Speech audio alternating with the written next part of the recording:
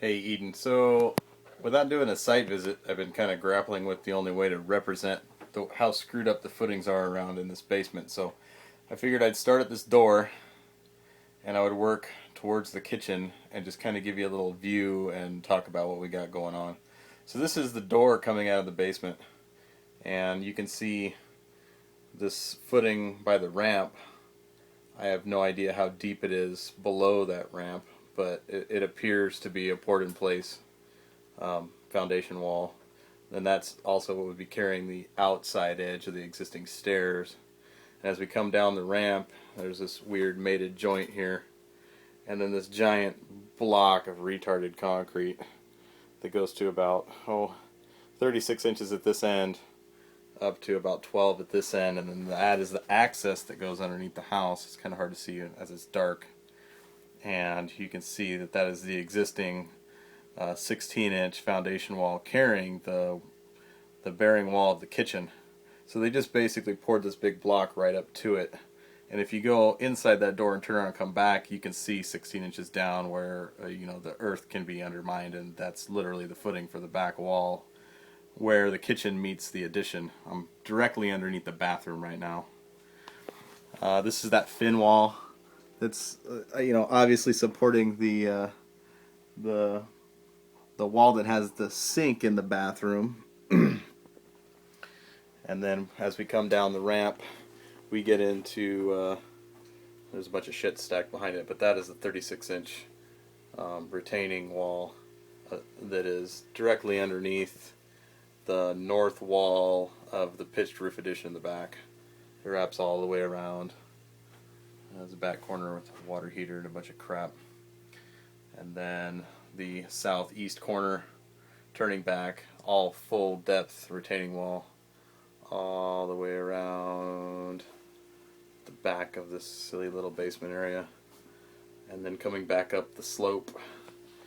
Back right where the slope starts, I tore apart the wall a little bit and found that existing pipe that you see is the sink drain, turns, goes angular through the wall, and goes right behind this piece of plywood and ties into a 4-inch riser from our main sewer that is also directly below the toilet, which will make it real easy to tie in the new tub.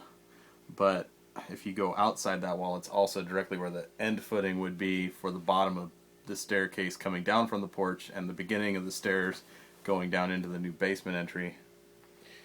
And so that is still the 36-inch wall directly below where the riser for the outside sewer is. And if you look at the layout of my foundation plan, that alcove is shown pretty plain. I didn't know why that footing jotted out like that, but it's obviously because it's a sewage chase. And then coming up the ramp, I believe that right here at the corner is where the end of the full depth footing is. And then the rest of that outside, this other pop out that makes the outside wall straight, is just 16-inch footing all the way around to where the door starts again. This is that half, it's only about a 6-foot door,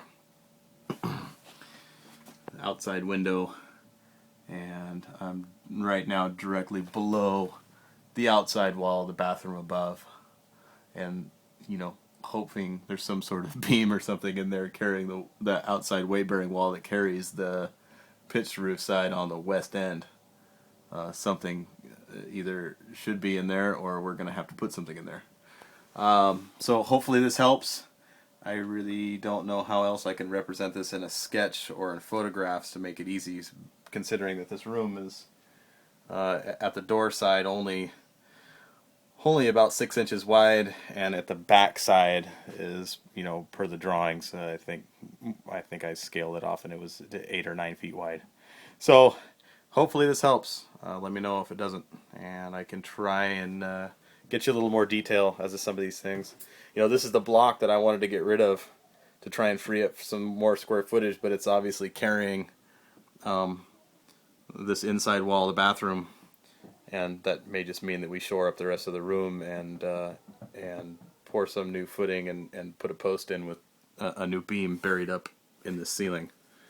But we'll see what your engineers say about what they think's going on here and what we can design around and what we can just design build as we get stuff tore apart. So hope this helps. Thanks. Bye.